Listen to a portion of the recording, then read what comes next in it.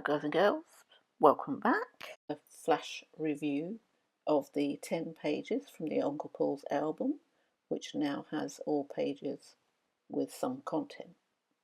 Okay, we're going to begin with the half crown from George V, 1920, and we have King George V facing to the left, and the inscription translated is George V, by the grace of God, King of the Britons, and the engraver is Edgar Bertram McKennell. The reverse is crowned quarter shield of arms with garter band, legend around and divided by the date. Now you can see the date at the bottom centre. The inscription on the reverse is translated to Defender of the Faith, Emperor of India, and we've got that inscription again that says shame on he who thinks evil of it. And the engraver of the reverse is George William de Saules. Now half crowns, I'll give this to you on the first one, but we won't worry after that because obviously they're all the same. But the weight is 14.14 grams. So there's over 7 grams of silver in this coin. Won't mention the wear and tear on it. The diameter is 32.3 millimetres and the thickness is 2.15 millimetres. It's got a milled edge and it's up alignment, so you turn it side to side rather than end to end like the American coins. There we are. Now let's just have a look at the mintage figure for this coin. You've seen that they have a reeded edge, of course, and that was introduced to help combat counterfeiting. There we are. Now let's have a look. 1920. Here we go. 1920, just under 18 million were minted. It says in fine condition. Well, this is not. I would say it was good. It's worth £9.80 allegedly. There we are. Okay. This next one is 1921. Of course, all the details are the same, so I won't bore you with those. And 1921, there were 24.7 million, just under, minted, and the value, again, for a good condition is £10. I'm going to quote the lowest on Umista at the moment because of the condition of some of these. They're pretty much all very well worn. There we go. 1923, same again. We have a mintage of 26.3 million, and again a value of, well, it says £9.50, so we're pretty much ish. Again, 1924, it's the same obverse and reverse, no details have changed. The mintage figure is 5.866 million, just over. Again, it doesn't have a value for good actually on this one. It has just under £10, £9.80 for very good, but I wouldn't class this as very good. I've got 1925, again same obverse and reverse. Now the mintage figure for this one is 1,413,400. So very low mintage for this 2025 coin. Very good. We like the mintage on that one. Okay, not bad condition either. Nice, that back is sharp, isn't it? Or the reverse, I should say. There we go. Okay, on to the next ones. Now we move on to 1928, and we have George V on the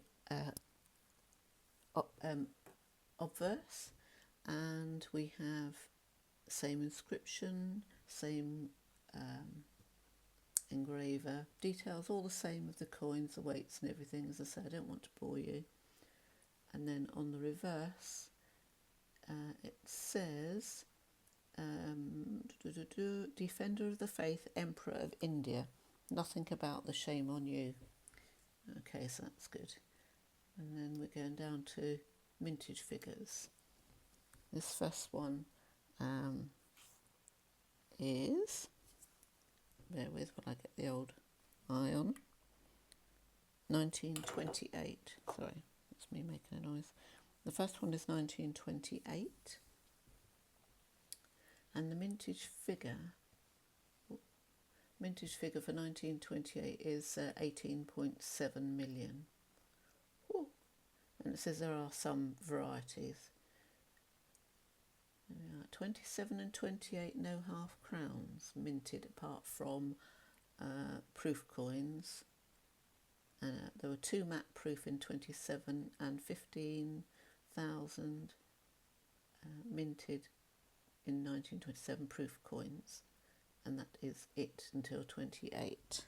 There we go. 1929, check. 1929, same details, and we have 17.6 million just over, value of about £11 it's saying here. Again, they're all 0.500 silver.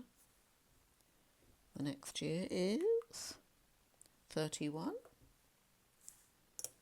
and 1931 is 11.264 million. Again, I'm just saying, quoting the good, which is the lowest that you can get in the condition on the description on Umista, and again it's about £10, so they're worth about a tenner each so far, aren't they? So 1934.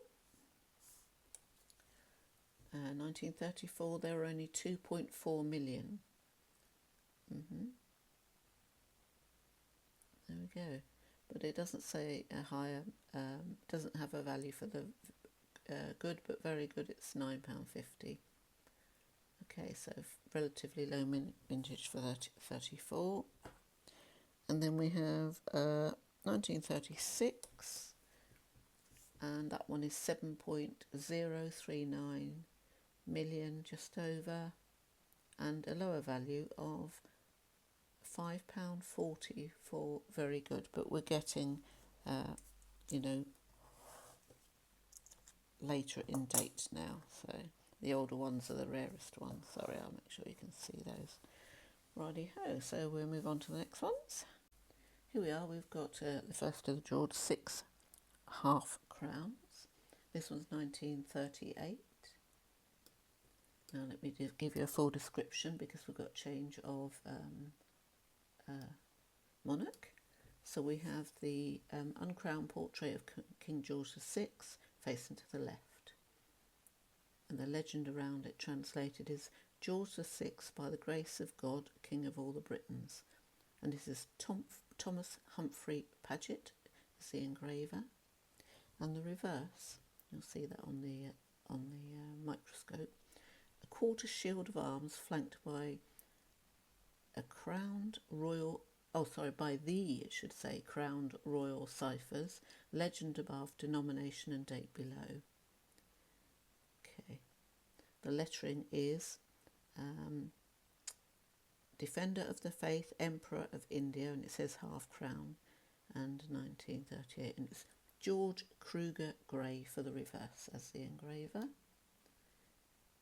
1938 mintage figures are just over 6.4 million. Okay, a little bit less than a tenner now. It hasn't got a value on the, mind you saying that is a pretty good condition. So if we said that was fine, it's a £10 again.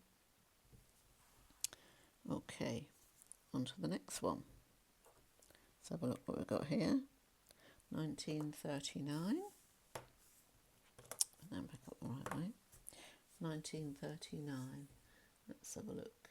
And it's 15.478 million, and it's gone down to very good condition, £8, which I'd say that pretty much was, if not better. Tidy coin. Next is 1940. Here we go. So 1940 is nearly 18 million minted. Same again, £10 value. 41.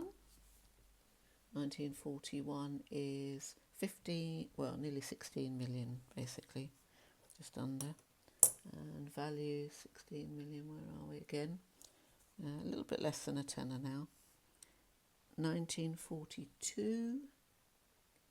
and 1942 is 31.2 million. Ooh. There we are. Next one is 1944, and 1944 is 15.255 million. Sort of £8-ish. We could average these at £10, I'm sure. This one is 1945. We're after the war now, and 1945. All of these are still 0.500 silver, according to Numista. Just under 20 million, and again about £10.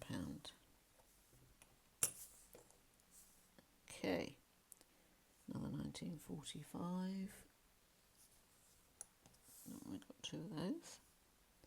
And 1946, last one of the half crowns. 1946, just under 23 million, and they've put 11 just for a good condition. So, as I say, we've got an average of £10 each for these coins because of the silver content and the rarity. That's 19 half crowns so far in the collection with 50% silver. This is one with 9.25. I've had a couple of failed post openings, but this is part of a shopping spree from Coins and Collectibles in Worthing.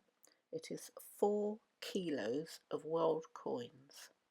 We're going to pull the silver and anything old and interesting.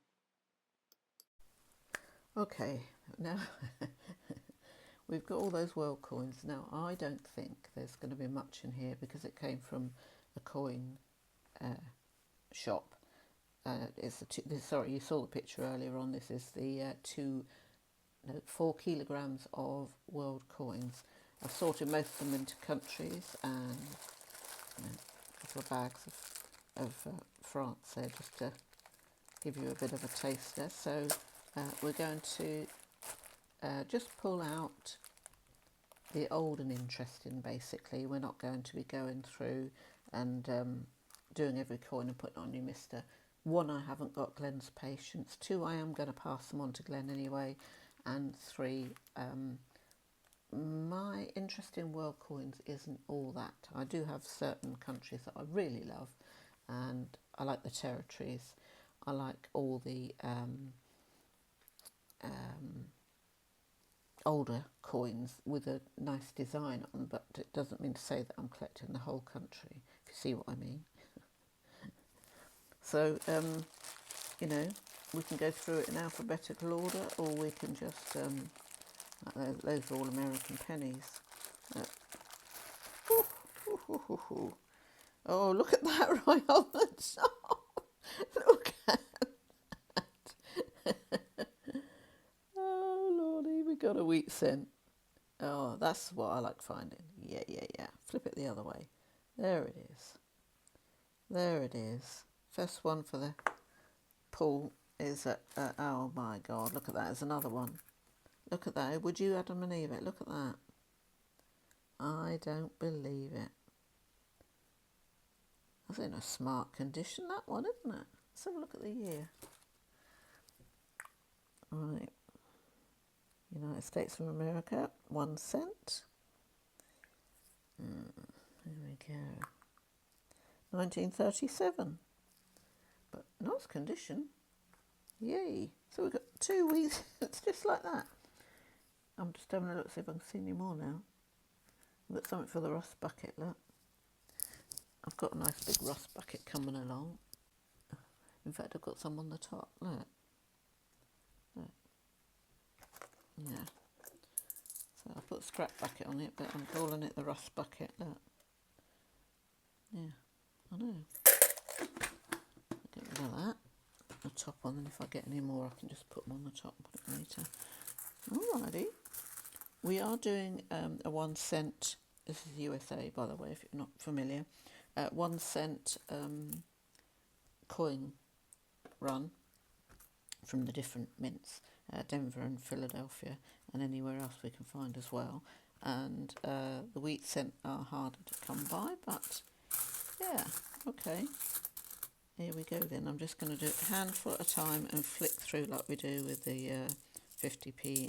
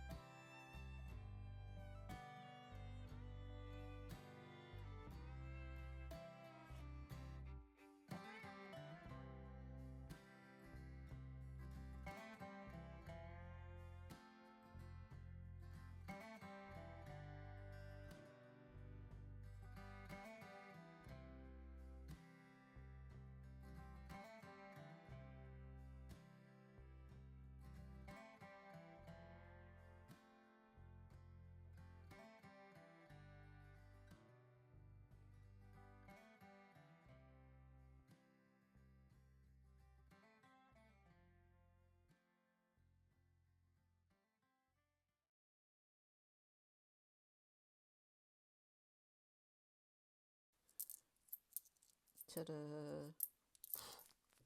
Nice, nice.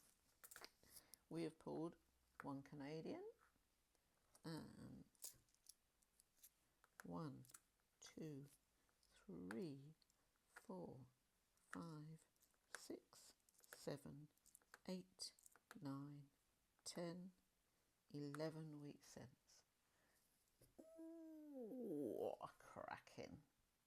There we are. Okay, we're back to the silver, which is what we're here for, but I will be pulling out all of those world coins and using it as part of the video and searching for the silver. Thought you might like to see which album I'm using.